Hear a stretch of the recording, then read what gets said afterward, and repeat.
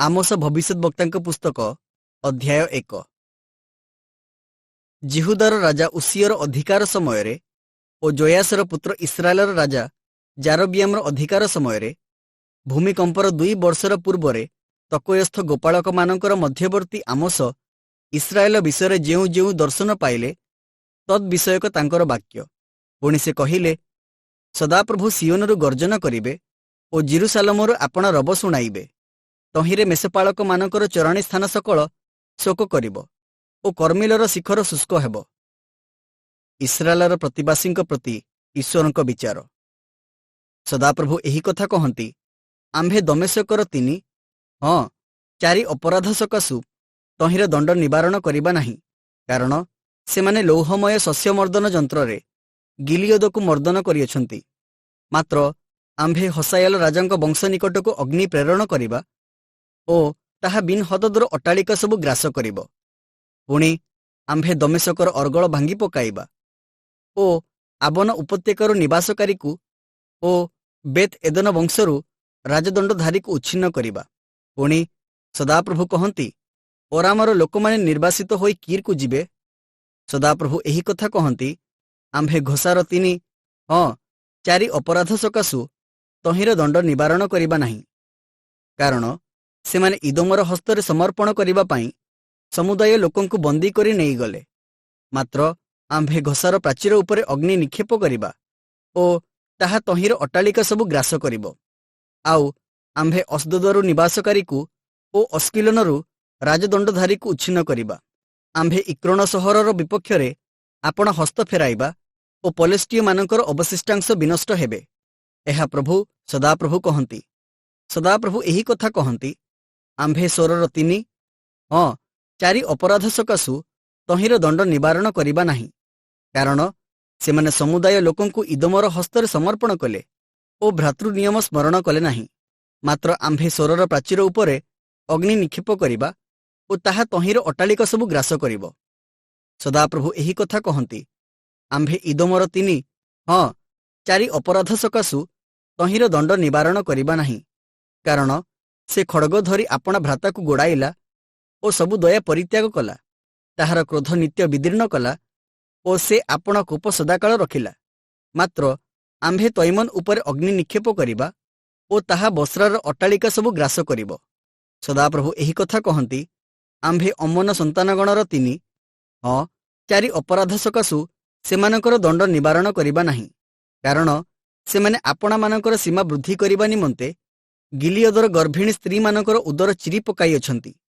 ମାତ୍ର ଆମ୍ଭେ ରବ୍ବାର ପ୍ରାଚୀର ଉପରେ ଅଗ୍ନି ଜଳାଇବା ଓ ତାହା ଯୁଦ୍ଧ ଦିନରେ ମହାନାଦ ଓ ଘୂର୍ଣ୍ଣିବାୟୁର ଦିନରେ ପ୍ରଚଣ୍ଡ ତୋଫାନ ସହିତ ତହିଁର ଅଟ୍ଟାଳିକା ସବୁ ଗ୍ରାସ କରିବ। ପୁଣି ସେମାନଙ୍କର ରାଜା, ସେ ଓ ତାହାର ଅଧିପତିଗଣ ଏକ ସଙ୍ଗେ ନିର୍ବାସିତ ହୋଇଯିବେ। ଏହା ସଦାପ୍ରଭୁ କହନ୍ତି। ଆମୋସଙ୍କ ପୁସ୍ତକ ଅଧ୍ୟାୟ 2। ସଦାପ୍ରଭୁ ଏହି କଥା କହନ୍ତି, ମୋୟାବର 4 ଅପରାଧ ସକାଶୁ ଆମ୍ଭେ ତହିଁର ଦଣ୍ଡ ନିବାରଣ କରିବା ନାହିଁ, କାରଣ ସେ ଇଦୋମ ରାଜାର ଅସ୍ଥି ଦଗ୍ଧ କରି ତାହା ଚୂର୍ଣ୍ଣ କଲା। ମାତ୍ର ଆମ୍ଭେ ମୋୟାବର ଉପରେ ଅଗ୍ନି ନିକ୍ଷେପ କରିବା ଓ ତାହା କରିୟଥ ନଗରର ଅଟ୍ଟାଳିକା ସବୁ ଗ୍ରାସ କରିବ। ପୁଣି ମୋୟାବ କୋଳାହଳ, ସିଂହନାଦ ଓ ତୁରୀଧ୍ୱନି ସହିତ ପ୍ରାଣତ୍ୟାଗ କରିବ। ପୁଣି ଆମ୍ଭେ ତହିଁ ମଧ୍ୟରୁ ବିଚାରକର୍ତ୍ତାକୁ ଉଚ୍ଛିନ୍ନ କରିବା ଓ ତାହା ସଙ୍ଗେ ତହିଁର ସମସ୍ତ ଅଧିପତିଙ୍କୁ ସଂହାର କରିବା।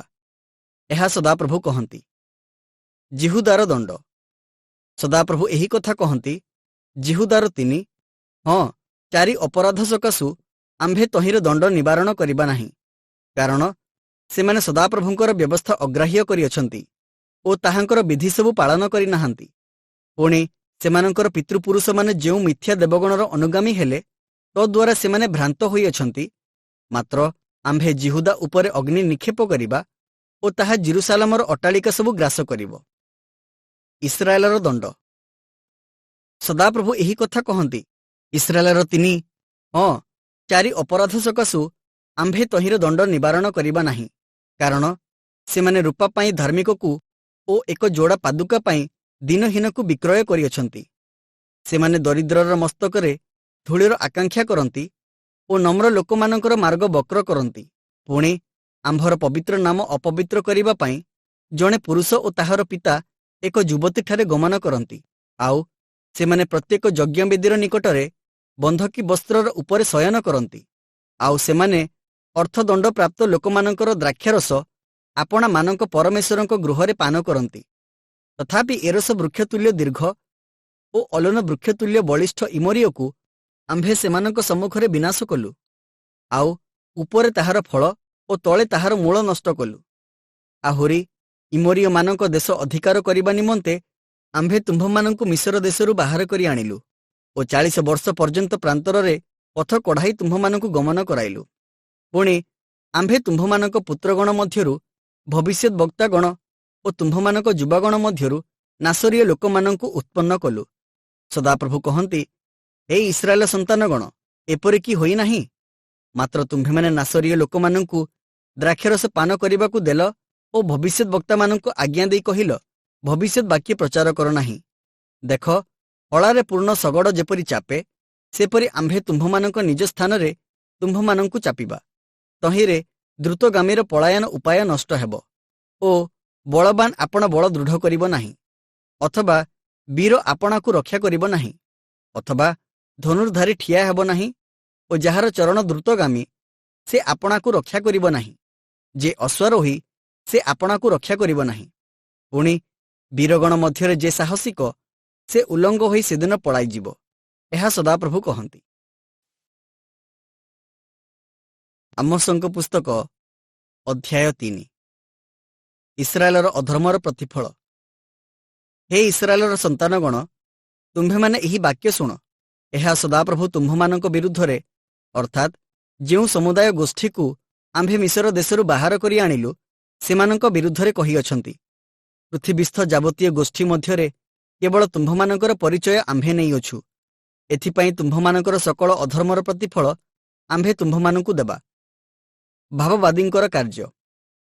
ଏକ ପରାମର୍ଶ ନ ହେଲେ କି 2 ଜଣ ଏକତ୍ର ଗମନ କରିବେ? ଶିକାର ନ ପାଇଲେ କି ସିଂହ ବନ ମଧ୍ୟରେ ଗର୍ଜନ କରିବ? କୌଣସି ପଶୁ ନ ଧରିଲେ କି ଯୁବା ସିଂହ ଆପଣା ଗର୍ତ୍ତରେ ହୁଙ୍କାର କରିବ? ଫାନ୍ଦ ନ ପାତିଲେ କି ପକ୍ଷୀ ଜାଲରେ ଧରାଯାଇ ଭୂମିରେ ପଡ଼ିବ? କିଛି ନ ଧରିଲେ ଜାଲ କି ଭୂମିରୁ ଛିଟିକି ଉଠିବ? ନଗର ମଧ୍ୟରେ ତୁରୀ ବଜାଗଲେ ଲୋକମାନେ କି ଭୀତ ହେବେ ନାହିଁ? ସଦାପ୍ରଭୁ ନ ଘଟାଇଲେ ନଗର ମଧ୍ୟରେ କି ଅମଙ୍ଗଳ ଘଟିବ? ନିଶ୍ଚୟ ପ୍ରଭୁ ସଦାପ୍ରଭୁ ନିଜ ଗୁପ୍ତ ବିଷୟ ଆପଣା ଦାସ ଭବିଷ୍ୟତ ବକ୍ତାଗଣଙ୍କୁ ପ୍ରକାଶ ନ କରି କିଛି କରନ୍ତି ନାହିଁ। ସିଂହ ଗର୍ଜନ କରିଅଛି, କିଏ ଭୟ ନ କରିବ? ପ୍ରଭୁ ସଦାପ୍ରଭୁ କଥା କହିଅଛନ୍ତି, କିଏ ଭବିଷ୍ୟତ ବାକ୍ୟ ପ୍ରଚାର ନ କରିବ? ସମରିୟାର ବିନାଶ। ତୁମ୍ଭେମାନେ ଅସ୍ତୋଦସ୍ଥ ସକଳ ଅଟ୍ଟାଳିକାରେ ଓ ମିଶ୍ର ଦେଶସ୍ଥ ସକଳ ଅଟ୍ଟାଳିକାରେ ଘୋଷଣା କରି କୁହ, ତୁମ୍ଭେମାନେ ସମରିୟାର ପର୍ବତଗଣ ଉପରେ ଏକତ୍ର ହୁଅ, ଆଉ ତହିଁ ମଧ୍ୟରେ କି ମହାକୋଳାହଳ ଓ କି ଉପଦ୍ରବମାନ ହେଉଅଛି, ଏହା ଦେଖ। କାରଣ ସଦାପ୍ରଭୁ କହନ୍ତି, ଯେଉଁମାନେ ଆପଣା ଆପଣା ଅଟ୍ଟାଳିକାରେ ଦୌରାତ୍ମ୍ୟ ଓ ଲୁଟିତ ଦ୍ରବ୍ୟ ସଞ୍ଚୟ କରନ୍ତି, ସେମାନେ ନ୍ୟାୟ କରିବାକୁ ଜାଣନ୍ତି ନାହିଁ। ଏ ନିମନ୍ତେ ପ୍ରଭୁ ସଦାପ୍ରଭୁ ଏହି କଥା କହନ୍ତି, ଏକ ଜଣ ବିପକ୍ଷ ଦେଶର ଚତୁର୍ଦିଗରେ ଉଠିବ, ଆଉ ସେ ତୁମ୍ଭଠାରୁ ତୁମ୍ଭର ବଳ ନତ କରିବ ଓ ତୁମ୍ଭର ଅଟ୍ଟାଳିକା ସବୁ ଲୁଟିତ ହେବ। ସଦାପ୍ରଭୁ ଏହି କଥା କହନ୍ତି, ମେଷପାଳକ ଯେପରି ସିଂହ ମୁଖରୁ 2 ଗୋଡ଼ ଅବା କାନରୁ ଖଣ୍ଡେ ରକ୍ଷା କରେ, ସେପରି ଇସ୍ରାଏଲର ଯେଉଁ ସନ୍ତାନଗଣ ସମରିୟାରେ, ହଟର କୋଣରେ ଓ ଶଯ୍ୟାର ପାଟଗଦି ଉପରେ ବସନ୍ତି, ସେମାନେ ରକ୍ଷା କରାଯିବେ। ତୁମ୍ଭେମାନେ ଏହା ଶୁଣ ଓ ଯାକୁବ ବଂଶ ବିରୁଦ୍ଧରେ ସାକ୍ଷ୍ୟ ଦିଅ। ଏହା ପ୍ରଭୁ ସଦାପ୍ରଭୁ ସୈନ୍ୟାଧିପତି ପରମେଶ୍ୱର କହନ୍ତି। କାରଣ ଆମ୍ଭେ ଯେଉଁ ଦିନ ଇସ୍ରାଏଲକୁ ତାହାର ସମସ୍ତ ଅପରାଧର ପ୍ରତିଫଳ ଦେବା, ସେଦିନ ଆମ୍ଭେ ବେଥେଲସ୍ଥ ଯଜ୍ଞବେଦୀ ସକଳକୁ ହିଁ ପ୍ରତିଫଳ ଦେବା। ତହିଁରେ ଯଜ୍ଞବେଦୀର ଶୃଙ୍ଗ ସକଳ କଟାଯାଇ ଭୂମିରେ ପଡ଼ିବ। ପୁଣି ଆମ୍ଭେ ଶୀତକାଳର ଗୃହକୁ ଓ ଗ୍ରୀଷ୍ମକାଳର ଗୃହକୁ ଆଘାତ କରିବା, ଆଉ ହସ୍ତିଦନ୍ତର ଗୃହ ସକଳ ନଷ୍ଟ ହେବ ଓ ବଡ଼ ବଡ଼ ଗୃହ ଲୁପ୍ତ ହେବ। ଏହା ସଦାପ୍ରଭୁ କହନ୍ତି। ଆମୋସଙ୍କ ପୁସ୍ତକ ଅଧ୍ୟାୟ 4। ଏ ସମରିୟାର ପର୍ବତବାସିନୀ ବାସନର ଗାଭୀ ସବୁ, ତୁମ୍ଭେମାନେ ଏହି ବାକ୍ୟ ଶୁଣ। ତୁମ୍ଭେମାନେ ଦରିଦ୍ରଗଣ ପ୍ରତି ଉପଦ୍ରବ କରୁଅଛ, ଦିନହୀନମାନଙ୍କୁ ଦଳି ପକାଉଅଛ। ତୁମ୍ଭେମାନେ ଆପଣା ଆପଣା କର୍ତ୍ତାକୁ କହୁଅଛ, ଆଣ, ଆମ୍ଭେମାନେ ପାନ କରିବା। ପ୍ରଭୁ ସଦାପ୍ରଭୁ ଆପଣା ପବିତ୍ରତାରେ ଶପଥ କରି କହିଅଛନ୍ତି, ଦେଖ, ଯେଉଁ ସମୟରେ ଲୋକମାନେ ତୁମ୍ଭମାନଙ୍କୁ ତେଣ୍ଟାରେ ଓ ତୁମ୍ଭମାନଙ୍କର ଅବଶିଷ୍ଟାଂଶକୁ ବନଶୀ କଣ୍ଟାରେ ଟାଣି ନେବେ, ଏପରି ସମୟ ତୁମ୍ଭମାନଙ୍କ ଉପରେ ଆସିବ। ପୁଣି ତୁମ୍ଭମାନଙ୍କର ପ୍ରତ୍ୟେକ ଜଣ ଆପଣା ଆପଣା ସମ୍ମୁଖସ୍ଥ ଭଗ୍ନସ୍ଥାନ ଦେଇ ବାହାରିଯିବ ଓ ହର୍ମୋଣରେ ଆପଣାମାନଙ୍କୁ ନିକ୍ଷେପ କରିବ। ଏହା ସଦାପ୍ରଭୁ କହନ୍ତି। ତୁମ୍ଭେମାନେ ବେଥେଲକୁ ଯାଇ ଅପରାଧ କର, ଗିଲଗଲକୁ ଯାଇ ଅପରାଧ ବୃଦ୍ଧି କର, ଆଉ ପ୍ରତି ପ୍ରଭାତରେ ଆପଣା ଆପଣା ବଳି ଓ ପ୍ରତି 3 ଦିନରେ ଆପଣା ଆପଣାର ଦଶମାଂଶ ଉତ୍ସର୍ଗ କର। ପୁଣି ପ୍ରଶଂସାର୍ଥକ ବଳି ନିମନ୍ତେ ତାଡ଼ି ମିଶ୍ରିତ ଦ୍ରବ୍ୟ ଉତ୍ସର୍ଗ କର ଓ ସ୍ୱେଚ୍ଛାଦତ୍ତ ଉପହାର ବିଷୟ ଘୋଷଣା କରି ପ୍ରକାଶ କର। କାରଣ ହେ ଇସ୍ରାଏଲ ସନ୍ତାନଗଣ, ତୁମ୍ଭେମାନେ ଏପରି କରିବାକୁ ଭଲ ପାଅ। ଏହା ପ୍ରଭୁ ସଦାପ୍ରଭୁ କହନ୍ତି। ଶିକ୍ଷା ଗ୍ରହଣ କରିବାକୁ ଇସ୍ରାଏଲ ଅସମର୍ଥ। ଆଉ ଆମ୍ଭେ ତୁମ୍ଭମାନଙ୍କର ସମୁଦାୟ ନଗରରେ ଦନ୍ତପଙ୍କ୍ତିର ନିର୍ମଳତା ଓ ତୁମ୍ଭମାନଙ୍କର ସମୁଦାୟ ବାସସ୍ଥାନରେ ଅନ୍ନ ଅଭାବ ତୁମ୍ଭମାନଙ୍କୁ ଦେଇଅଛୁ, ତଥାପି ତୁମ୍ଭେମାନେ ଆମ୍ଭ ପ୍ରତି ଫେରିନାହ। ଏହା ସଦାପ୍ରଭୁ କହନ୍ତି। ଆହୁରି ଶସ୍ୟ ପାଚିବାର 3 ମାସ ପୂର୍ବେ ଆମ୍ଭେ ତୁମ୍ଭମାନଙ୍କଠାରୁ ବୃଷ୍ଟି ନିବାରଣ କରିଅଛୁ, ପୁଣି ଏକ ନଗରରେ ଜଳ ବର୍ଷାଇଅଛୁ ଓ ଅନ୍ୟ ନଗରରେ ଜଳ ବର୍ଷାଇ ନାହୁଁ। ଏକ କ୍ଷେତ୍ରରେ ବୃଷ୍ଟି ହେଲା ଓ ଯେଉଁ କ୍ଷେତ୍ରରେ ବୃଷ୍ଟି ହେଲା ନାହିଁ ତାହା ଶୁଷ୍କ ହେଲା। ତହିଁ ସକାଶୁ 2-3 ନଗରସ୍ଥ ଲୋକମାନେ ଜଳପାନ କରିବା ନିମନ୍ତେ ବୁଲି ବୁଲି ଅନ୍ୟ ଏକ ନଗରକୁ ଗଲେ, ମାତ୍ର ତୃପ୍ତ ହେଲେ ନାହିଁ। ତଥାପି ତୁମ୍ଭେମାନେ ଆମ୍ଭ ପ୍ରତି ଫେରିନାହ। ଏହା ସଦାପ୍ରଭୁ କହନ୍ତି। ଆମ୍ଭେ ଶସ୍ୟର ଶୋଷ ଓ ମ୍ଳାନି ଦ୍ୱାରା ତୁମ୍ଭମାନଙ୍କୁ ଆଘାତ କରିଅଛୁ। ଶୁକ କୀଟ ତୁମ୍ଭମାନଙ୍କର ବହୁ ସଂଖ୍ୟକ ଉଦ୍ୟାନ, ଦ୍ରାକ୍ଷାକ୍ଷେତ୍ର, ଡିମ୍ବିରି ବୃକ୍ଷ ଓ ଜିତ ବୃକ୍ଷ ଗ୍ରାସ କରିଅଛି, ତଥାପି ତୁମ୍ଭେମାନେ ଆମ୍ଭ ପ୍ରତି ଫେରିନାହ। ଏହା ସଦାପ୍ରଭୁ କହନ୍ତି। ଆମ୍ଭେ ତୁମ୍ଭମାନଙ୍କ ମଧ୍ୟରୁ ମିଶର ଦେଶର ମହାମାରୀ ତୁଲ୍ୟ ମହାମାରୀ ପଠାଇଅଛୁ। ତୁମ୍ଭମାନଙ୍କର ଯୁବାଗଣକୁ ଆମ୍ଭେ ଖଡ଼୍ଗରେ ସଂହାର କରିଅଛୁ ଓ ତୁମ୍ଭମାନଙ୍କର ଅଶ୍ୱଗଣକୁ ନେଇ ଯାଇଅଛୁ। ପୁଣି ଆମ୍ଭେ ତୁମ୍ଭମାନଙ୍କର ଛାଉଣି ସ୍ଥାନର ଦୁର୍ଗନ୍ଧ ତୁମ୍ଭମାନଙ୍କର ନାସିକା ପର୍ଯ୍ୟନ୍ତ ହିଁ ପ୍ରବେଶ କରାଇଅଛୁ, ତଥାପି ତୁମ୍ଭେମାନେ ଆମ୍ଭ ପ୍ରତି ଫେରିନାହ। ଏହା ସଦାପ୍ରଭୁ କହନ୍ତି। ପରମେଶ୍ୱର ସଦମ ଓ ହୋମରାକୁ ଯେପରି ଉତ୍ପାଟନ କରିଥିଲେ, ସେପରି ଆମ୍ଭେ ତୁମ୍ଭମାନଙ୍କର କେତେକ ସ୍ଥାନ ଉତ୍ପାଟନ କରିଅଛୁ। ଆଉ ତୁମ୍ଭେମାନେ ପୋଡ଼ା ଖୁଣ୍ଟ ପରି ଅଗ୍ନିରୁ କଢ଼ାଗଲ, ତଥାପି ତୁମ୍ଭେମାନେ ଆମ୍ଭ ପ୍ରତି ଫେରିନାହ। ଏହା ସଦାପ୍ରଭୁ କହନ୍ତି। ଏଥିପାଇଁ ହେ ଇସ୍ରାଏଲ, ଆମ୍ଭେ ତୁମ୍ଭ ପ୍ରତି ଏରୂପ କରିବା, ଆଉ ଆମ୍ଭେ ତୁମ୍ଭ ପ୍ରତି ଏରୂପ କରିବା। ଏଥିସକାଶୁ ହେ ଇସ୍ରାଏଲ, ତୁମ୍ଭେ ଆପଣା ପରମେଶ୍ୱରଙ୍କ ସହିତ ସାକ୍ଷାତ କରିବାକୁ ପ୍ରସ୍ତୁତ ହୁଅ। କାରଣ ଦେଖ, ଯେ ପର୍ବତଗଣ ନିର୍ମାଣ କରନ୍ତି, ବାୟୁକୁ ସୃଷ୍ଟି କରନ୍ତି ଓ ମନୁଷ୍ୟ ପ୍ରତି ତାହାର ଚିନ୍ତା ପ୍ରକାଶ କରନ୍ତି, ଯେ ଅରଣକୁ ଅନ୍ଧକାରମୟ କରନ୍ତି ଓ ପୃଥିବୀର ଉଚ୍ଚସ୍ଥଳୀ ସକଳର ଉପରେ ଗମନାଗମନ କରନ୍ତି, ସଦାପ୍ରଭୁ ସୈନ୍ୟାଧିପତି ପରମେଶ୍ୱର ତାହାଙ୍କର ନାମ। ଆମୋସଙ୍କ ପୁସ୍ତକ ଅଧ୍ୟାୟ 5। ସଦାପ୍ରଭୁଙ୍କ ଅନ୍ୱେଷଣରେ ଜୀବନ। ହେ ଇସ୍ରାଏଲ ବଂଶ, ଆମ୍ଭେ ତୁମ୍ଭମାନଙ୍କ ବିଷୟରେ ଏହି ଯେଉଁ ବିଳାପର ବାକ୍ୟ କହୁଅଛୁ, ତାହା ଶୁଣ। ଇସ୍ରାଏଲର କୁମାରୀ ପତିତ ହୋଇଅଛି, ସେ ଆଉ ଉଠିବ ନାହିଁ। ସେ ଆପଣା ଭୂମିରେ ଫିଙ୍ଗା ଯାଇଅଛି, ତାହାକୁ ଉଠାଇବାକୁ କେହି ନାହିଁ। କାରଣ ପ୍ରଭୁ ସଦାପ୍ରଭୁ ଏହି କଥା କହନ୍ତି, ଯେଉଁ ନଗରରୁ 100 ହୋଇ ବାହାରିଲେ, ତହିଁରେ ଇସ୍ରାଏଲ ବଂଶର 100 ଅବଶିଷ୍ଟ ରହିବେ, ଆଉ ଯେଉଁ ସ୍ଥାନରୁ 100 ବାହାରିଲେ, ତହିଁରେ 10 ଅବଶିଷ୍ଟ ରହିବେ। କାରଣ ଇସ୍ରାଏଲ ବଂଶକୁ ସଦାପ୍ରଭୁ ଏହି କଥା କହନ୍ତି, ତୁମ୍ଭେମାନେ ଆମ୍ଭର ଅନ୍ୱେଷଣ କର, ତହିଁରେ ତୁମ୍ଭେମାନେ ବଞ୍ଚିବ। ମାତ୍ର ବେଥେଲର ଅନ୍ୱେଷଣ କର ନାହିଁ, କିଏବା ଗିଲଗଲରେ ପ୍ରବେଶ କର ନାହିଁ ଓ ବେର୍ସେବାକୁ ଯାଅ ନାହିଁ। କାରଣ ଗିଲଗଲ ନିଶ୍ଚୟ ନିର୍ବାସିତ ହେବ ଓ ବେଥେଲ ବିନଷ୍ଟ ହେବ। ସଦାପ୍ରଭୁଙ୍କର ଅନ୍ୱେଷଣ କର, ତହିଁରେ ତୁମ୍ଭେମାନେ ବଞ୍ଚିବ। ନୋହିଲେ ସେ ଯୋସେଫ ବଂଶରେ ଅଗ୍ନି ପରି ଜଳି ଉଠିବେ, ତାହା ଗ୍ରାସ କରିବ ଓ ତାହା ଲିଭାଇବା ପାଇଁ ବେଥେଲରେ କେହି ନଥିବ। ବିଚାରକୁ ତିକ୍ତ ଫଳରେ ପରିଣତକାରୀ ଓ ନ୍ୟାୟକୁ ଭୂମିସାତକାରୀମାନେ, ଯେ କୃତିକାର ଓ ମୃଗ ଶୀର୍ଷର ସୃଷ୍ଟି କରିଅଛନ୍ତି, ଯେ ମୃତ୍ୟୁରୂପ ଛାୟାକୁ ପ୍ରଭାତରେ ପରିଣତ କରନ୍ତି, ଯେ ଦିବସକୁ ରାତ୍ରିତୁଲ୍ୟ ଅନ୍ଧକାରମୟ କରନ୍ତି, ଯେ ସମୁଦ୍ରର ଜଳସମୂହକୁ ଆହ୍ୱାନ କରି ପୃଥିବୀ ଉପରେ ଢାଳନ୍ତି, ତୁମ୍ଭେମାନେ ତାହାଙ୍କର ଅନ୍ୱେଷଣ କର, ସଦାପ୍ରଭୁ ତାହାଙ୍କର ନାମ। ସେ ବଳବାନ ଉପରେ ହଠାତ୍ ସର୍ବନାଶ ଉପସ୍ଥିତ କରାନ୍ତି, ତହିଁରେ ଦୁର୍ଗ ଉପରେ ସର୍ବନାଶ ଉପସ୍ଥିତ ହୁଏ।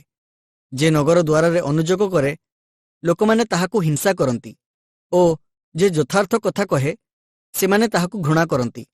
ତୁମ୍ଭେମାନେ ଦରିଦ୍ରକୁ ପଦତଳେ ଦଳୁଅଛ ଓ ବଳପୂର୍ବକ ତାହାଠାରୁ ଗହମ ନେଉଅଛ। ଏଥିପାଇଁ ତୁମ୍ଭେମାନେ କଟା ପଥରର ଗୃହ ନିର୍ମାଣ କରିଅଛ ସତ୍ୟ, ମାତ୍ର ତୁମ୍ଭେମାନେ ତହିଁରେ ବାସ କରିବ ନାହିଁ। ତୁମ୍ଭେମାନେ ରମ୍ୟ ଦ୍ରାକ୍ଷକ୍ଷେତ୍ର ରୋପଣ କରିଅଛ, ମାତ୍ର ତୁମ୍ଭେମାନେ ତହିଁର ଦ୍ରାକ୍ଷାରସ ପାନ କରିବ ନାହିଁ, କାରଣ ତୁମ୍ଭମାନଙ୍କର ଅପରାଧ କିପରି ବହୁବିଧ ଓ ତୁମ୍ଭମାନଙ୍କର ପାପସକଳ କିପରି ପ୍ରବଳ, ଏହା ଆମ୍ଭେ ଜାଣୁ।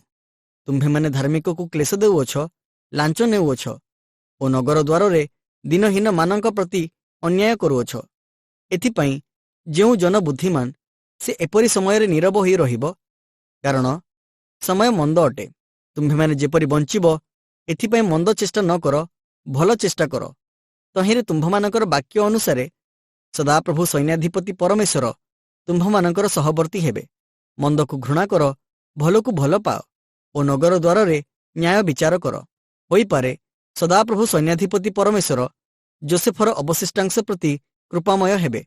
ଏଥିପାଇଁ ପ୍ରଭୁ ସୈନ୍ୟାଧିପତି ପରମେଶ୍ୱର ସଦାପ୍ରଭୁ ଏହି କଥା କହନ୍ତି। ଛକସ୍ଥାନ ସକଳରେ ହାହାକାର ଶବ୍ଦ ହେବ ଓ ରାଜଦାଣ୍ଡ ସକଳରେ ଲୋକମାନେ ହାୟ ହାୟ କହିବେ। ଆଉ ସେମାନେ କୃଷକକୁ ଶୋକ କରିବାକୁ ଓ ବିଳାପ ନିପୁଣ ଲୋକମାନଙ୍କୁ ହାହାକାର କରିବାକୁ ଡାକିବେ। ପୁଣି ଦ୍ରାକ୍ଷ କ୍ଷେତ୍ର ସକଳରେ ହାହାକାର ଶବ୍ଦ ହେବ, କାରଣ ଆମ୍ଭେ ତୁମ୍ଭର ମଧ୍ୟ ଦେଇ ଗମନ କରିବା, ଏହା ସଦାପ୍ରଭୁ କହନ୍ତି। ହାୟ ହାୟ ସଦାପ୍ରଭୁଙ୍କର ଦିନ ବାଞ୍ଛାକାରୀମାନେ, ତୁମ୍ଭେମାନେ କାହିଁକି ସଦାପ୍ରଭୁଙ୍କର ଦିନ ବାଞ୍ଛା କରୁଅଛ? ତାହା ଅନ୍ଧକାରମୟ, ଦୀପ୍ତିମୟ ନୁହେଁ। କୌଣସି ମନୁଷ୍ୟ ସିଂହଠାରୁ ପଳାଇ ଯେପରି ଭଲ୍ଲୁକର ହାବୁଡ଼ରେ ପଡ଼ିଲା, ଅଥବା ଗୃହ ମଧ୍ୟରେ ପ୍ରବେଶ କରି କାନ୍ଥ ଉପରେ ହସ୍ତ ଦିଅନ୍ତେ ସର୍ପ ତାହାକୁ ଦଂଶନ କଲା। ସଦାପ୍ରଭୁଙ୍କର ଦିନ ଦୀପ୍ତିମୟ ନ ହୋଇ କି ଅନ୍ଧକାରମୟ ହେବ ନାହିଁ। ତହିଁରେ କିଛି ଆଲୁଅ ନ ଥାଇ କି ଘୋର ଅନ୍ଧକାରମୟ ହେବ ନାହିଁ। ଆମ୍ଭେ ତୁମ୍ଭମାନଙ୍କର ପର୍ବ ସବୁ ଘୃଣା କରୁ, ଆମ୍ଭେ ତାହା ତୁଚ୍ଛ ଜ୍ଞାନ କରୁ। ଆମ୍ଭେ ତୁମ୍ଭମାନଙ୍କର ମହାସଭାରେ କିଛି ସନ୍ତୁଷ୍ଟ ହେବା ନାହିଁ। ହଁ, ତୁମ୍ଭେମାନେ ଆମ୍ଭ ନିକଟରେ ତୁମ୍ଭମାନଙ୍କର ହୋମବଳି ଓ ଭକ୍ଷ୍ୟ ନୈବେଦ୍ୟ ଉତ୍ସର୍ଗ କଲେ ମଧ୍ୟ ଆମ୍ଭେ ତାହା ଗ୍ରାହ୍ୟ କରିବା ନାହିଁ। କି ଅବା ମଙ୍ଗଳାର୍ଥକ ବଳିରୂପ ତୁମ୍ଭମାନଙ୍କର ପୁଷ୍ଟ ପଶୁଗଣ ପ୍ରତି ଦୃଷ୍ଟି କରିବା ନାହିଁ। ତୁମ୍ଭେମାନେ ଆମ୍ଭ ନିକଟରୁ ତୁମ୍ଭମାନଙ୍କ ଗାୟନର କୋଳାହଳ ଦୂର କର, କାରଣ ଆମ୍ଭେ ତୁମ୍ଭମାନଙ୍କ ନେବଲ ଯନ୍ତ୍ରର ବାଦ୍ୟ ଶୁଣିବା ନାହିଁ। ମାତ୍ର ନ୍ୟାୟ ବିଚାର ଜଳରାଶି ତୁଲ୍ୟ ଓ ଧାର୍ମିକତା ପ୍ରବଳ ସ୍ରୋତ ତୁଲ୍ୟ ବହିଯାଉ। ହେ ଇସ୍ରାଏଲ ବଂଶ, ତୁମ୍ଭେମାନେ କି ପ୍ରାନ୍ତରରେ 40 ବର୍ଷ ପର୍ଯ୍ୟନ୍ତ ଆମ୍ଭ ନିକଟକୁ ବଳିଦାନ ଓ ନୈବେଦ୍ୟ ଆଣିଲ? ହଁ, ତୁମ୍ଭେମାନେ ଆପଣାମାନଙ୍କ ପାଇଁ ଯାହା ନିର୍ମାଣ କର, ଏପରି ରାଜା ସିକୁତକୁ ଓ କିୟନ ନାମକ ତୁମ୍ଭମାନଙ୍କର ପ୍ରତିମାଗଣକୁ, ତୁମ୍ଭମାନଙ୍କର ଦେବତାର ତାରାକୁ ବହନ କରିଅଛ। ଏଥି ନିମନ୍ତେ ଆମ୍ଭେ ତୁମ୍ଭମାନଙ୍କୁ ନିର୍ବାସାର୍ଥେ ଦମେଶକର ଅପରପାରିକୁ ଗମନ କରାଇବା, ଏହା ସଦାପ୍ରଭୁ କହନ୍ତି। ସୈନ୍ୟାଧିପତି ପରମେଶ୍ୱର ତାହାଙ୍କର ନାମ। ଆମୋସଙ୍କ ପୁସ୍ତକ ଅଧ୍ୟାୟ 6। ସୁଖରେ ଥିବା ସିଓନର ସନ୍ତାପ। ନାନା ପ୍ରଧାନ ଗୋଷ୍ଠୀ ମଧ୍ୟରେ ପ୍ରସିଦ୍ଧ ଯେଉଁମାନଙ୍କ ନିକଟକୁ ଇସ୍ରାଏଲ ବଂଶ ଆସନ୍ତି, ଏପରି ଯେ ସିଓନସ୍ଥ ସୁଖରେ ଥିବା ଲୋକମାନେ ଓ ସମରିଆ ପର୍ବତସ୍ଥ ନିରାପଦରେ ଥିବା ଲୋକମାନେ, ସେମାନେ ସନ୍ତାପର ପାତ୍ର। ତୁମ୍ଭେମାନେ କଲନେ ସହରକୁ ଯାଇ ଦେଖ ଓ ସେ ସ୍ଥାନରୁ ତୁମ୍ଭେମାନେ ବଡ଼ ହମାତକୁ ଯାଅ। ତହିଁ ଉତ୍ତାରେ ପଲେଷ୍ଟିୟମାନଙ୍କର ଗାଥ ନଗରକୁ ଯାଅ। ସେହି ସବୁ କି ଏହି ଦୁଇ ରାଜ୍ୟ ଅପେକ୍ଷା ଉତ୍ତମ? ଅବା ସେମାନଙ୍କର ସୀମା କି ତୁମ୍ଭମାନଙ୍କର ସୀମା ଅପେକ୍ଷା ବଡ଼? ଏହି ଲୋକମାନେ ଅମଙ୍ଗଳର ଦିନକୁ ଦୂରରେ ରଖୁଅଛନ୍ତି ଓ ଦୌରାତ୍ମ୍ୟର ଆସନକୁ ନିକଟବର୍ତ୍ତୀ କରାଉଅଛନ୍ତି। ସେମାନେ ହସ୍ତିଦନ୍ତ ଶଯ୍ୟାରେ ଶୟନ କରନ୍ତି ଓ ଖଟ ଉପରେ ଆପଣା ଆପଣା ଶରୀର ଲମ୍ବାଉଅଛନ୍ତି। ଆଉ ପଲରୁ ମେଷଶାବକ ଓ ଗୋଠରୁ ଗୋବତ୍ସ ଆଣି ଭୋଜନ କରନ୍ତି। ନେବଲ ଯନ୍ତ୍ରରେ ଅନର୍ଥକ ଗୀତ ଗାନ କରନ୍ତି। ଦାଉଦଙ୍କ ସଦୃଶ୍ୟ ଆପଣାମାନଙ୍କ ନିମନ୍ତେ ନାନା ବାଦ୍ୟଯନ୍ତ୍ର ନିର୍ମାଣ କରନ୍ତି। ବଡ଼ ବଡ଼ ପାତ୍ରରେ ଦ୍ରାକ୍ଷାରସ ପାନ କରନ୍ତି ଓ ଉତ୍କୃଷ୍ଟ ତୈଳରେ ଆପଣମାନଙ୍କୁ ମର୍ଦ୍ଦନ କରନ୍ତି। ମାତ୍ର ଯୋସେଫଙ୍କ କ୍ଲେଶରେ ସେମାନେ ଦୁଃଖିତ ହୁଅନ୍ତି ନାହିଁ। ଏଥିପାଇଁ ସେମାନେ ଏବେ ପ୍ରଥମ ନିର୍ବାସିତ ଲୋକମାନଙ୍କ ସହିତ ନିର୍ବାସିତ ହେବେ ଓ ଶରୀର ଲମ୍ବକାରୀମାନଙ୍କର ହର୍ଷନାଦ ଲୁପ୍ତ ହେବ। ପ୍ରଭୁ ସଦାପ୍ରଭୁ ଆପଣା ନାମରେ ଶପଥ କରିଅଛନ୍ତି। ସଦାପ୍ରଭୁ ସୈନ୍ୟାଧିପତି ପରମେଶ୍ୱର ଏହି କଥା କହନ୍ତି। ଆମ୍ଭେ ଯାକୁବର ଗୌରବକୁ ଘୃଣା କରୁ ଓ ତାହାର ଅଟ୍ଟାଳିକା ସବୁକୁ ତୁଚ୍ଛ ଜ୍ଞାନ କରୁ। ଏଥିପାଇଁ ଆମ୍ଭେ ନଗର ଓ ତନ୍ମଧ୍ୟସ୍ଥ ଯାବତୀୟକୁ ପର ହସ୍ତରେ ସମର୍ପଣ କରିବା। ତହିଁରେ ଏକ ଗୃହରେ ଯଦି 10 ଜଣ ଅବଶିଷ୍ଟ ରହିବେ, ତେବେ ସମସ୍ତେ ମରିବେ। ପୁଣି ଗୃହ ମଧ୍ୟରୁ ଅସ୍ଥି ସକଳ ବାହାର କରି ଆଣିବା ପାଇଁ କୌଣସି ଲୋକର ପିତୃବ୍ୟ ଶବଦାହକାରୀ ତାହାକୁ ଉଠାଇଲା ଉତ୍ତାରେ ଗୃହର ଅନ୍ତରସ୍ଥ ଲୋକକୁ ପଚାରିବ, ଏବେ ହେ ତୁମ୍ଭର କି ଆଉ କିଏ ଅଛି? ତେବେ ସେ କହିବ, ନାହିଁ। ସେତେବେଳେ ସେ କହିବ, ତୁନି ହୁଅ, କାରଣ ସଦାପ୍ରଭୁଙ୍କର ନାମ ଆମ୍ଭମାନଙ୍କର ଉଚ୍ଚାରଣ କରିବାର ନୁହେଁ। କାରଣ ଦେଖ, ସଦାପ୍ରଭୁ ଆଜ୍ଞା କରନ୍ତି ଓ ବଡ଼ ବଡ଼ ଗୃହ ଭଗ୍ନ ହେବ ଓ ସାନ ସାନ ଗୃହରେ ଫାଟ ହେବ। ଅଶ୍ୱଗଣ କି ଶୈଳ ଉପରେ ଦୌଡ଼ିବେ? କେହି ବଳଦ ନେଇକି ସେଠାରେ ଚାଷ କରିବ? ତୁମ୍ଭେମାନେ ନ୍ୟାୟ ବିଚାରକୁ ବିଷରେ ଓ ଧାର୍ମିକତାର ଫଳକୁ ତିକ୍ତ ଫଳରେ ପରିଣତ କରିଅଛ। ତୁମ୍ଭେମାନେ ଅବସ୍ତୁରେ ଆନନ୍ଦ କରୁଅଛ। ତୁମ୍ଭେମାନେ କହୁଅଛ, ଆମ୍ଭେମାନେ ଆପଣା ବଳରେ କି କର୍ନିମ୍ ଲାଭ କରିନାହୁଁ। ଏହେତୁ ଦେଖ, ହେ ଇସ୍ରାଏଲ ବଂଶ, ସଦାପ୍ରଭୁ ସୈନ୍ୟାଧିପତି ପରମେଶ୍ୱର କହନ୍ତି, ଆମ୍ଭେ ତୁମ୍ଭମାନଙ୍କ ବିରୁଦ୍ଧରେ ଏକ ଗୋଷ୍ଠୀକୁ ଉଠାଇବା। ତହିଁରେ ସେମାନେ ଅମାତର ପ୍ରବେଶ ସ୍ଥାନଠାରୁ ଆରବା ସ୍ରୋତ ମାର୍ଗ ପର୍ଯ୍ୟନ୍ତ ତୁମ୍ଭମାନଙ୍କୁ କ୍ଲେଶ ଦେବେ। ଆମୋସଙ୍କ ପୁସ୍ତକ ଅଧ୍ୟାୟ 7। ପ୍ରଥମ ଦର୍ଶନ। ପଙ୍ଗପାଳ। ପ୍ରଭୁ ସଦାପ୍ରଭୁ ମୋତେ ଏ ରୂପ ଦେଖାଇଲେ, ଆଉ ଦେଖ, ବିଳମ୍ବରେ ଉତ୍ପନ୍ନ ତୃଣ ଅଙ୍କୁରିବା ଆରମ୍ଭରେ ସେ ପଙ୍ଗପାଳମାନଙ୍କୁ ଗଢ଼ିଲେ, ଓ ଦେଖ, ରାଜାଙ୍କ ତୃଣ କଟାଗଲା ଉତ୍ତାରେ ସେହି ବିଳମ୍ବରେ ଉତ୍ପନ୍ନ ତୃଣ ବଢ଼ୁଥିଲା। ପୁଣି ସେହି ପଙ୍ଗପାଳମାନେ ଦେଶର ତୃଣ ଖାଇବାର ଶେଷ କଲା ଉତ୍ତାରେ ମୁଁ କହିଲି, ହେ ପ୍ରଭୁ ସଦାପ୍ରଭୁ, ତୁମ୍ଭକୁ ବିନୟ କରୁଅଛି, କ୍ଷମା କର। ଯାକୁବ କିପରି ଠିଆ ହେବ? କାରଣ ସେ ସାନ। ସଦାପ୍ରଭୁ ସେ ବିଷୟରେ ଦୁଃଖିତ ହେଲେ। ଏହା ହେବ ନାହିଁ, ଏହା ସଦାପ୍ରଭୁ କହନ୍ତି। ଦ୍ୱିତୀୟ ଦର୍ଶନ। ଅଗ୍ନି ଉତ୍ପାତ। ପ୍ରଭୁ ସଦାପ୍ରଭୁ ମୋତେ ଏହି ରୂପେ ଦେଖାଇଲେ, ଆଉ ଦେଖ, ପ୍ରଭୁ ସଦାପ୍ରଭୁ ଅଗ୍ନି ଦ୍ୱାରା ବିବାଦ କରିବା ପାଇଁ ଆହ୍ୱାନ କଲେ। ତହିଁରେ ତାହା ମହାସାଗରକୁ ଗ୍ରାସ କଲା, ଆଉ ଭୂମିକୁ ଗ୍ରାସ କରିଥାନ୍ତା। ଏପରି ସମୟରେ ମୁଁ କହିଲି, ହେ ପ୍ରଭୁ ସଦାପ୍ରଭୁ, ବିନୟ କରେ, କ୍ଷାନ୍ତ ହୁଅ। ଯାକୁବ କିପରି ଠିଆ ହେବ? କାରଣ ସେ ସାନ। ସଦାପ୍ରଭୁ ସେ ବିଷୟରେ ଦୁଃଖିତ ହେଲେ। ତାହା ମଧ୍ୟ ହେବ ନାହିଁ। ପ୍ରଭୁ ସଦାପ୍ରଭୁ ଏହା କହନ୍ତି। ତୃତୀୟ ଦର୍ଶନ। ଓଳମ। ସେ ମୋତେ ଏ ରୂପ ଦେଖାଇଲେ, ଆଉ ଦେଖ, ପ୍ରଭୁ ଆପଣ ହସ୍ତରେ ଓଳମ ଘେନି ଓଳମ ଦ୍ୱାରା ନିର୍ମିତ ଏକ କାନ୍ଥ ନିକଟରେ ଠିଆ ହେଲେ। ପୁଣି ସଦାପ୍ରଭୁ ମୋତେ ପଚାରିଲେ, ହେ ଆମୋସ, ତୁମ୍ଭେ କ'ଣ ଦେଖୁଅଛ? ତହିଁରେ ମୁଁ କହିଲି, ଗୋଟିଏ ଓଳମ। ତେବେ ପ୍ରଭୁ କହିଲେ, ଦେଖ, ଆମ୍ଭେ ଆପଣ ଲୋକ ଇସ୍ରାଏଲ ମଧ୍ୟରେ ଓଳମ ପକାଇବା। ଆମ୍ଭେ ପୁନର୍ବାର ଆଉ ସେମାନଙ୍କୁ ଛାଡ଼ି ଯିବା ନାହିଁ। ପୁଣି ଇସ୍ହାକର ଉଚ୍ଚସ୍ଥଳୀ ସକଳ ଧ୍ୱଂସିତ ହେବ ଓ ଇସ୍ରାଏଲର ଧର୍ମଧାମ ସକଳ ବିନଷ୍ଟ ହେବ। ଆଉ ଆମ୍ଭେ ଖଡ଼ଗ ଘେନି ଜାରବିୟାମର ବଂଶ ବିରୁଦ୍ଧରେ ଉଠିବା। ଆମୋସଙ୍କ ଦୋଷାରୋପ। ଯେତେବେଳେ ବେଥେଲର ଯାଜକ ଅମତ୍ସିୟ ଇସ୍ରାଏଲର ରାଜା ଜାରବିୟାମଙ୍କ ନିକଟକୁ ଏହି କଥା କହି ପଠାଇଲା, ଇସ୍ରାଏଲ ବଂଶ ମଧ୍ୟରେ ଆମୋସ ଆପଣଙ୍କ ବିରୁଦ୍ଧରେ ଚକ୍ରାନ୍ତ କରିଅଛନ୍ତି, ଦେଶ ତାଙ୍କର ବାକ୍ୟ ସବୁ ସହିପାରୁନାହିଁ। କାରଣ ଆମୋସ ଏ ରୂପ କହୁଅଛନ୍ତି, ଜାରବିୟାମ ଖଡ଼ଗରେ ହତ ହେବ ଓ ଇସ୍ରାଏଲ ନିଶ୍ଚୟ ଆପଣ ନିଜ ଦେଶରୁ ନିର୍ବାସିତ ହେବ। ଆହୁରି ଅମତ୍ସିୟ ଆମୋସଙ୍କୁ କହିଲା, ହେ ଦର୍ଶକ, ତୁମ୍ଭେ ଯାଅ, ଜିହୁଦା ଦେଶକୁ ପଳାଅ, ସେଠାରେ ଭୋଜନ କର ଓ ସେଠାରେ ଭବିଷ୍ୟତ ବାକ୍ୟ ପ୍ରଚାର କର।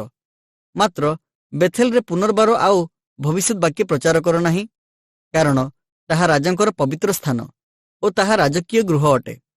ତହିଁରେ ଆମୋସ ଉତ୍ତର କରି ଅମତ୍ସିୟଙ୍କୁ କହିଲେ, ମୁଁ ଭବିଷ୍ୟତ ବକ୍ତା ନଥିଲି, କି ଅବା କୌଣସି ଭବିଷ୍ୟତ ବକ୍ତାଙ୍କ ପୁତ୍ର ନଥିଲି, ମାତ୍ର ମୁଁ ଗୋପାଳକ ଓ ଡିମ୍ବିରି ବୃକ୍ଷର କୃଷକ ଥିଲି। ପୁଣି ସଦାପ୍ରଭୁ ପଲର ପଶ୍ଚାତଗମନରୁ ମୋତେ ନେଲେ ଓ ସଦାପ୍ରଭୁ ମୋତେ କହିଲେ, ଯାଅ, ଆମ୍ଭର ଇସ୍ରାଏଲ ଲୋକ ନିକଟରେ ଭବିଷ୍ୟତ ବାକ୍ୟ ପ୍ରଚାର କର। ଏଥିପାଇଁ ଏବେ ତୁମ୍ଭେ ସଦାପ୍ରଭୁଙ୍କର ବାକ୍ୟ ଶୁଣ। ତୁମ୍ଭେ କହୁଅଛ, ଇସ୍ରାଏଲ ବିରୁଦ୍ଧରେ ଭବିଷ୍ୟତ ବାକ୍ୟ ପ୍ରଚାର କର ନାହିଁ ଓ ଇସହାକ ବଂଶ ବିରୁଦ୍ଧରେ ତୁମ୍ଭର ବାକ୍ୟ ବର୍ଷାଅ ନାହିଁ। ଏଥିପାଇଁ ସଦାପ୍ରଭୁ ଏହି କଥା କହନ୍ତି, ତୁମ୍ଭର ଭାର୍ଯ୍ୟ ନଗର ମଧ୍ୟରେ ବେଶ୍ୟା ହେବ ଓ ତୁମ୍ଭର ପୁତ୍ର କନ୍ୟାଗଣ ଖଡ଼ଗରେ ପତିତ ହେବେ। ଆଉ ତୁମ୍ଭର ଭୂମି ପରିମାପକ ଦଉଡ଼ି ଦ୍ୱାରା ବିଭାଗ କରାଯିବ। ପୁଣି ତୁମ୍ଭେ ନିଜେ ଅଶୁଚି ଦେଶରେ ମରିବ, ଆଉ ଇସ୍ରାଏଲ ନିଶ୍ଚୟ ଆପଣା ଦେଶରୁ ନିର୍ବାସିତ ହେବ। ଆମୋସଙ୍କ ପୁସ୍ତକ ଅଧ୍ୟାୟ 8। ଚତୁର୍ଥ ଦର୍ଶନ। ଏକ ଡାଲା ଫଳ। ପ୍ରଭୁ ସଦାପ୍ରଭୁ ମୋତେ ଏହିପରି ଦେଖାଇଲେ, ଦେଖ, ଏକ ଡାଲା ଗ୍ରୀଷ୍ମକାଳୀନ ଫଳ।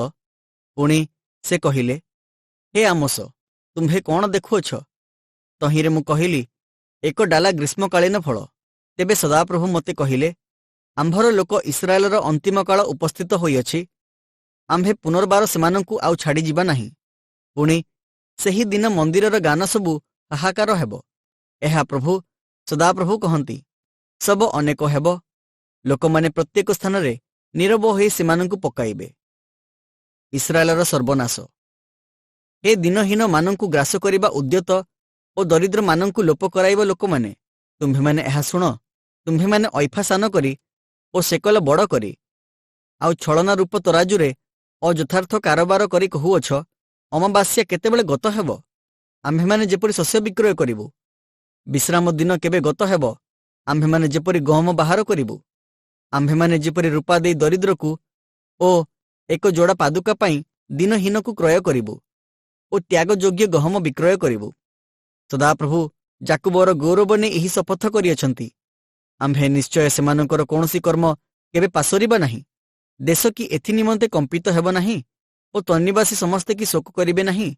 ହଁ, ତାହା ସମ୍ପୂର୍ଣ୍ଣ ରୂପେ ନଦୀ ତୁଲ୍ୟ ବଢ଼ି ଉଠିବ ଓ ମିଶରର ନୀଳ ନଦୀ ତୁଲ୍ୟ ଉଛୁଳି ପୁନର୍ବାର ହ୍ରାସ ହେବ। ପ୍ରଭୁ ସଦାପ୍ରଭୁ କହନ୍ତି, ସେହି ଦିନ ଆମ୍ଭେ ମଧ୍ୟାହ୍ନ କାଳରେ ସୂର୍ଯ୍ୟକୁ ଅସ୍ତଗତ କରାଇବା ଓ ନିର୍ମଳ ଦିନରେ ଆମ୍ଭେ ଦେଶକୁ ଅନ୍ଧକାରମୟ କରିବା। ପୁଣି ଆମ୍ଭେ ତୁମ୍ଭମାନଙ୍କର ସକଳ ଉତ୍ସବକୁ ଶୋକରେ ଓ ତୁମ୍ଭମାନଙ୍କର ଗାୟନ ସବୁକୁ ବିଳାପରେ ପରିଣତ କରିବା। ଆଉ ଆମ୍ଭେ ସମସ୍ତଙ୍କର କଟି ଦେଶ ଚଟବସ୍ତ୍ରରେ ପରିହିତ କରାଇବା ଓ ପ୍ରତ୍ୟେକ ମସ୍ତକ ଟାଙ୍ଗରା କରାଇବା। ପୁଣି ଆମ୍ଭେ ସେହି ଶୋକକୁ ଅଦ୍ୱିତୀୟ ପୁତ୍ରର ଶୋକ ତୁଲ୍ୟ ଓ ତହିଁର ଶେଷକୁ ଦାରୁଣ ଦୁଃଖ ଦିନର ତୁଲ୍ୟ କରାଇବା। ପ୍ରଭୁ ସଦାପ୍ରଭୁ କହନ୍ତି, ଦେଖ, ଯେଉଁ ଦିନ ଆମ୍ଭେ ଏହି ଦେଶକୁ ଦୁର୍ଭିକ୍ଷ ପ୍ରେରଣ କରିବା, ଏପରି ଦିନ ଆସୁଅଛି, ତାହା ଅନ୍ନ କିମ୍ବା ଜଳ ପିପାସାର ଦୁର୍ଭିକ୍ଷ ନୁହେଁ, ମାତ୍ର ସଦାପ୍ରଭୁଙ୍କର ବାକ୍ୟ ଶୁଣିବାର ଦୁର୍ଭିକ୍ଷ ହେବ। ଲୋକମାନେ ଏକ ସମୁଦ୍ରଠାରୁ ଅନ୍ୟ ସମୁଦ୍ର ପର୍ଯ୍ୟନ୍ତ ଓ ଉତ୍ତର ଦିଗରୁ ପୂର୍ବ ଦିଗ ପର୍ଯ୍ୟନ୍ତ ଭ୍ରମଣ କରିବେ। ସେମାନେ ସଦାପ୍ରଭୁଙ୍କର ବାକ୍ୟର ଅନ୍ୱେଷଣ କରିବା ପାଇଁ ଏଣେ ତେଣେ ଦୌଡ଼ିବେ, ଆଉ ତାହା ପାଇବେ ନାହିଁ। ସେହିଦିନ ସୁନ୍ଦରୀ କୁମାରୀଗଣ ଓ ଯୁବକମାନେ ତୃଷାରେ ମୂର୍ଚ୍ଛାପନ୍ନ ହେବେ, ଯେଉଁମାନେ ସମରିୟର ପାପ ନେଇ ଶପଥ କରନ୍ତି ଆଉ କହନ୍ତି, ହେ ଦାନ, ତୁମ୍ଭ ଦେବତା ଜୀବିତ ଥିବା ପ୍ରମାଣେ ଓ ବେର୍ସେବାର ଦେବତା ଜୀବିତ ଥିବା ପ୍ରମାଣେ ସେମାନେ ହିଁ ପତିତ ହେବେ, ଆଉ କେବେ ଉଠିବେ ନାହିଁ। ଆମୋସଙ୍କ ପୁସ୍ତକ ଅଧ୍ୟାୟ 9। ପଞ୍ଚମ ଦର୍ଶନ। ପରମେଶ୍ୱରଙ୍କ ବିଚାର। ମୁଁ ଯଜ୍ଞବେଦୀ ନିକଟରେ ପ୍ରଭୁଙ୍କୁ ଠିଆ ହେବାର ଦେଖିଲି, ଆଉ ସେ କହିଲେ, ଦ୍ୱାରର ସମ୍ମୁଖ ସ୍ଥାନ ଯେପରି ହଲିବ, ଏଥିପାଇଁ ସ୍ତମ୍ଭର ମୁଣ୍ଡାଳିରେ ଆଘାତ କର ଓ ସମସ୍ତଙ୍କର ମସ୍ତକ ଉପରେ ତାହା ଖଣ୍ଡ ଖଣ୍ଡ କରି ପକାଅ। ପୁଣି ଆମ୍ଭେ ସେମାନଙ୍କ ଶେଷାଂଶକୁ ଖଡ଼ଗରେ ବଧ କରିବା। ସେମାନଙ୍କ ମଧ୍ୟରୁ ଏକ ଜଣ ହିଁ ପଳାଇ ପାରିବ ନାହିଁ ଓ ସେମାନଙ୍କର ଏକ ଜଣ ହିଁ ରକ୍ଷା ପାଇବ ନାହିଁ। ସେମାନେ ଖୋଳି ପାତାଳ ପର୍ଯ୍ୟନ୍ତ ଗଲେ ହେଁ ସେଠାରୁ ଆମ୍ଭର ହସ୍ତ ସେମାନଙ୍କୁ ଧରି ଆଣିବ ଓ ସେମାନେ ଆକାଶ ପର୍ଯ୍ୟନ୍ତ ଉଠିଲେ ହେଁ ଆମ୍ଭେ ସେହି ସ୍ଥାନରୁ ସେମାନଙ୍କୁ ତଳକୁ ଆଣିବା। ପୁଣି ସେମାନେ କର୍ମିଲର ଶୃଙ୍ଗରେ ଆପଣମାନଙ୍କୁ ଲୁଚାଇଲେ ହେଁ ଆମ୍ଭେ ସେ ସ୍ଥାନରୁ ଅନୁସନ୍ଧାନ କରି ସେମାନଙ୍କୁ ଧରି ଆଣିବା ଓ ସେମାନେ ଆମ୍ଭ ଦୃଷ୍ଟିରୁ ସମୁଦ୍ରର ତଳେ ଲୁଚିଲେ ହେଁ ଆମ୍ଭେ ସେ ସ୍ଥାନରେ ସର୍ପକୁ ଆଜ୍ଞା କରିବା, ତହିଁରେ ସେ ସେମାନଙ୍କୁ ଦଂଶନ କରିବ। ପୁଣି ସେମାନେ ଆପଣା ଶତ୍ରୁଗଣ ସମ୍ମୁଖରେ ବନ୍ଦିତ୍ୱ ସ୍ଥାନକୁ ଗଲେ ହେଁ ଆମ୍ଭେ ସେ ସ୍ଥାନରେ ଖଡ଼ଗକୁ ଆଜ୍ଞା କରିବା, ଆଉ ତାହା ସେମାନଙ୍କୁ ବଧ କରିବ ଓ ଆମ୍ଭେ ମଙ୍ଗଳ ନିମନ୍ତେ ନୁହେଁ, ମାତ୍ର ଅମଙ୍ଗଳ ନିମନ୍ତେ ସେମାନଙ୍କ ଉପରେ ଆପଣା ଦୃଷ୍ଟି ରଖିବା। କାରଣ ଯେ ପୃଥିବୀକୁ ସ୍ପର୍ଶ କରନ୍ତେ ତାହା ତରଳିଯାଏ, ଆଉ ତନ୍ନିବାସୀ ସମସ୍ତେ ଶୋକ କରନ୍ତି। ସେ ପ୍ରଭୁ ସୈନ୍ୟାଧିପତି ସଦାପ୍ରଭୁ ଅଟନ୍ତି। ପୁଣି ତାହା ସମ୍ପୂର୍ଣ୍ଣ ରୂପେ ନଦୀ ପରି ବଢ଼ି ଉଠିବ ଓ ମିଶରର ନୀଳ ନଦୀ ତୁଲ୍ୟ ପୁନର୍ବାର ହ୍ରାସ ହେବ। ଯେ ଆକାଶରେ ଆପଣ କୋଠରୀ ଶ୍ରେଣୀ ନିର୍ମାଣ କରନ୍ତି ଓ ପୃଥିବୀ ଉପରେ ଆପଣ ଚନ୍ଦ୍ରାତପ ସ୍ଥାପନ କରିଅଛନ୍ତି, ଯେ ସମୁଦ୍ରର ଜଳସମୂହକୁ ଡାକି ପୃଥିବୀ ଉପରେ ଢାଳନ୍ତି, ତାହାଙ୍କର ନାମ ସଦାପ୍ରଭୁ। ସଦାପ୍ରଭୁ କହନ୍ତି, ହେ ଇସ୍ରାଏଲ ସନ୍ତାନଗଣ, ତୁମ୍ଭେମାନେ ଆମ୍ଭ ନିକଟରେ କି କୁଶୀୟ ସନ୍ତାନଗଣର ତୁଲ୍ୟ ନୁହଁ? ଆମ୍ଭେ କି ଇସ୍ରାଏଲକୁ ମିଶର ଦେଶରୁ ଓ ପଲେଷ୍ଟିୟମାନଙ୍କୁ କପ୍ତୋର ଦେଶରୁ ଓ ଅରାମୀୟମାନଙ୍କୁ କିର୍ ଦେଶରୁ ଆଣିନାହୁଁ? ଦେଖ, ପ୍ରଭୁ ସଦାପ୍ରଭୁଙ୍କର ଚକ୍ଷୁ ଏହି ପାପିଷ୍ଠ ରାଜ୍ୟ ଉପରେ ଅଛି ଓ ଆମ୍ଭେ ପୃଥିବୀରୁ ତାହା ଉଚ୍ଛିନ୍ନ କରିବା।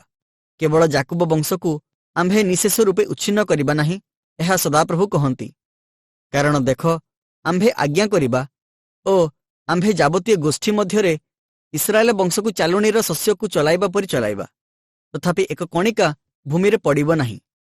ଆମ୍ଭ ଲୋକମାନଙ୍କ ମଧ୍ୟରୁ ଯେଉଁ ପାପୀମାନେ କୁହନ୍ତି, ଅମଙ୍ଗଳ ଦୌଡ଼ି ଆମ୍ଭମାନଙ୍କୁ ଧରିବ ନାହିଁ, କିଏ ବା ଆମ୍ଭମାନଙ୍କର ସମ୍ମୁଖବର୍ତ୍ତୀ ହେବ ନାହିଁ, ସେ ସମସ୍ତେ ଖଡ଼ଗ ଦ୍ୱାରା ହତ ହେବେ। ଇସ୍ରାଏଲର ପୁନଃ ପ୍ରତିଷ୍ଠା। ସେଦିନ ଆମ୍ଭେ ଦାଉଦର ପତିତ ତମ୍ବୁ ପୁନର୍ବାର ଉତ୍ଥାପନ କରିବା ଓ ତହିଁର ଫଟା ସ୍ଥାନ ସବୁ ବନ୍ଦ କରିବା, ପୁଣି ତାହାର ଉଜାଡ଼ ସ୍ଥାନ ସବୁ ପୁନର୍ବାର ଉଠାଇବା ଓ ପୂର୍ବ କାଳର ନ୍ୟାୟ ତାହା ନିର୍ମାଣ କରିବା। ତହିଁରେ ସେମାନେ ଆମ୍ଭ ନାମରେ ଖ୍ୟାତ ଇଦୋମର ଅବଶିଷ୍ଟାଂଶକୁ ଓ ଯାବତୀୟ ଗୋଷ୍ଠୀକୁ ଅଧିକାର କରିବେ। ଏହି କର୍ମର ସାଧନକର୍ତ୍ତା ସଦାପ୍ରଭୁ ଏହା କହନ୍ତି। ସଦାପ୍ରଭୁ କହନ୍ତି, ଦେଖ, ଯେଉଁ ସମୟରେ ହଳବାହକ ଶସ୍ୟ ପଟାଳିର ପଛେ ଓ ଦ୍ରାକ୍ଷାପେଷକ ବୀଜ ବୁଣାଳିର ପଛେ ଲାଗି ରହିବ, ଏପରି ସମୟ ଆସୁଅଛି।